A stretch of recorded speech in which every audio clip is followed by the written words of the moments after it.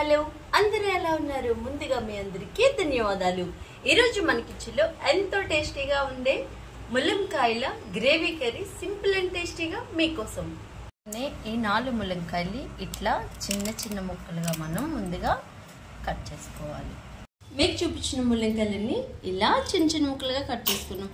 అయితే ఇప్పుడు ఈ ముల్లంకాయలన్నీ మనం ఒక గిన్నెలో వేసేసుకోవాలన్నమాట. అయితే మనం ముల్లంకాయలన్నీ ఒక గిన్నెలో వేసుకున్నాం కదా, కాస్తంత సాల్ట్ని కూడా మనం వేసుకోవాలి. కాస్తంత ములిగేలాగా మనం నీటిని పోసుకోవాలి. ఇలా నీళ్ళు ఉండేలాగా 1 గ్లాస్ వరకు మనం నీటిని పోసుకొని మనం హాఫ్ బాయిల్ చేసుకోవాలి. ముక్కలు ఆ బాయిల్ అయ్యేలాగా స్టవ్ పైన పెట్టి గ్యాస్ని మిడిల్లో పెట్టి మనం ఉడికించుకోవాలి. మనం ముల్లంకాయలు గ్రేవీ కర్రీ కోసం 6 మిడిల్ సైజ్ ఉల్లిపాయలు తీసుకున్నాను. వీటిని మనం సన్నంగా పొడిగ్గా కట్ చేసుకోవాలి. మీకు చూపించిన ఉల్లిపాయలన్నీ ఇలా సన్నంగా పొడిగ్గా కట్ చేసుకున్నాం. పైన బాండి పెట్టుకున్నాము. బాండీలో 4 స్పూన్స్ వరకు నూనె అనేది మనం పోసుకోవాలి. మనం కట్ చేసుకునే ఉల్లిపాయలు ఈ నూనెలో వేసుకోవాలి.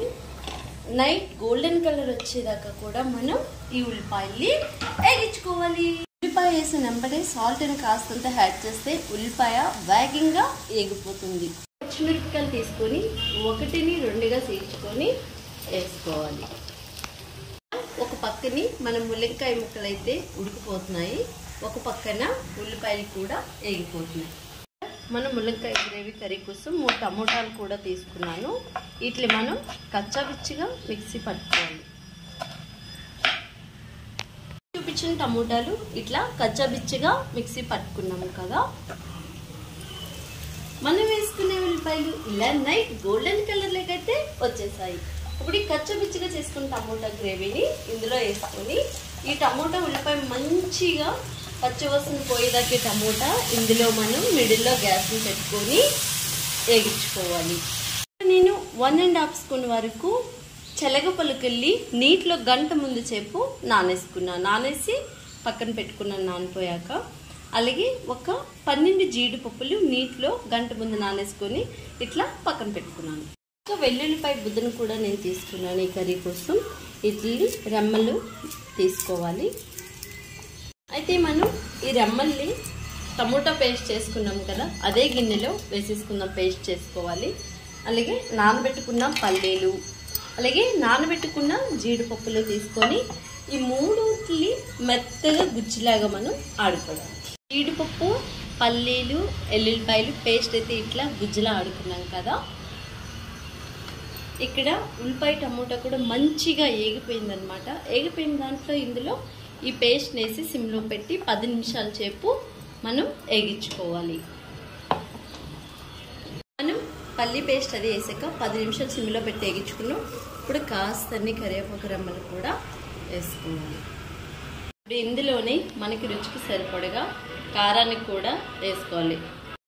మీరు తక్కువ తింటే తగ్గించుకోండి. ఇక్కడ నేను ఇది 2½ స్పూన్ కారాన్ని వేసుకున్నాము. కాస్తంత పసుపును కూడా మనం వేసుకోవాలి. మనం ఒకసారి దీన్ని మంచిగా మనం కలుపుకోవాలి. కలుపుకున్న తర్వాత మనం పక్కనే ఉడికించుకున్నాం కదా ముల్లంకాయ ముక్కలు, ఇలా హాఫ్ బాయిల్ అయితే అవ్వాలి. ఇలా ఇప్పుడు ఇందులో కాసిన నీళ్ళు ఉన్నాయి. నీళ్ళతో పాటు ముల్లంకాయ ముక్కల్ని మనం ఇందులో వేసేసుకోవాలి. వేసేసుకొని మొత్తంగా ఒకసారి కలపెట్టుకోవాలి. ఇంకా నీళ్ళనైతే వేయకూడదండి, నీటిని అస్సలు వేయకూడదు. ఇంకా ఈ ముల్లంకాయ ముక్కలన్నీ ఈ మసాలాలో పట్టేలాగా ఒక్కసారి స్లోగా మనం స్టిక్ పుల్లని పెట్టి కలుపుకోవాలన్నమాట. ఇదే స్టిక్ స్పూను. ఓకే, ఇప్పుడు దీన్ని మనం ఇందాక ఉప్పు వేసుకున్నాం కదా, ఆ ఉప్పు సాల్ట్ మనకి సరిపోదు, ఇంకాస్త సాల్ట్ని యాడ్ చేద్దాం. కాస్తంత సాల్ట్ మనకి అంచనా తెలిసిపోతుంది ఎంత సాల్ట్ వేసుకోవాలో. సరే మళ్ళీ మంచిగా సిమ్లోనే పెట్టండి. ముల్లంకాయలు వేసాక గ్యాస్ని పేస్ట్ వేసుకున్నాం కదా, పేస్ట్లో గ్రేవీ అంటికిపోయిందని చెప్పి జస్ట్ ఒక 50 గ్రాముల వరకు నీటిని ఇందులో పోసుకోవచ్చు. మామూలుగా ఒక కాస్తంత నీటిని పోసుకోండి. ఓకే, ఇప్పుడు ఎక్దమ్ గ్యాస్ సిమ్లోనే ఉండాలి, హైలో అస్సలు ఉండకూడదు, గుర్తుపెట్టుకోండి. ఇప్పుడు దీనిపైన మనం మూత పెట్టి 10 నిమిషాలు ఉంచుకుందాము. మూతను పెట్టి 10 నిమిషాలు అట్లాగే వదిలేద్దాము. 10 నిమిషాల తర్వాత ఏం చేయాలో మళ్ళీ మీకు చూపిస్తాను. 10 నిమిషాలు చెప్పి మనం మన కర్రీని సిమ్లో పెట్టి వదిలిస్తాము కదా. ఒక్కసారి మనం ఇందులో ఏమీ లేదు, కాస్తంత ధనియాల పొడిని యాడ్ చేసుకున్నాం. కాస్తంత 100 గ్రాముల గ్లాస్తో లాస్ట్ ఫైనల్గా మనం పాలుని, పచ్చి పాలని వేసుకోవాలి. పచ్చి పాలైనా మీ దగ్గర మరిగించిన పాలు ఉంటే మరిగించిన పాలైనా, ఇదంతా ఒకసారి మనం కలుపుకోవాలి. ఈ కర్రీ అనేది టేస్ట్ చాలా చాలా బాగుంటుంది, హెల్త్ కూడా చాలా చాలా మంచిది. ఇదైతే పాలు వేసాక ఎక్కువ టైం అయితే అస్సలు ఉడకకూడదు, జస్ట్ 5 మినిట్స్ సిమ్లోనే ఉంచేసుకొని మూత పెట్టి ఉంచేసుకోవాలి. ముల్లంకాయలో పాలు వేసి కూడా 5 నిమిషాలు అయితే అయిపోవచ్చింది.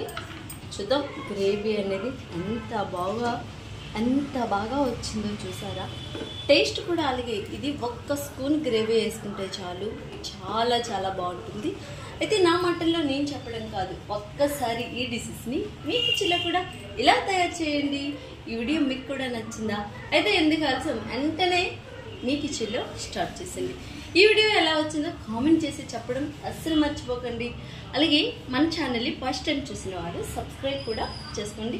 ఇలాంటి మంచి మంచి డిఫరెన్స్ కోసం మన వీడియోస్కి మీరు ఇచ్చే లైక్ చాలా చాలా ఇంపార్టెంట్. మీరు ఇచ్చే లైక్తో ఇంకొంచెం మన వీడియోస్ ముందుకెళ్తూ ఉంటాయి. అందుకని చెప్పి మీ అందరికీ చాలా చాలా ధన్యవాదాలు. నా వీడియోస్ని చాలా బాగా ఆదరిస్తున్నారు. నెక్స్ట్ మంచి డిఫరెన్స్ కంటెంట్తో మళ్ళీ కలుసుకుందాం. అంతవరకు మీ అందరికీ బాయ్ బాయ్.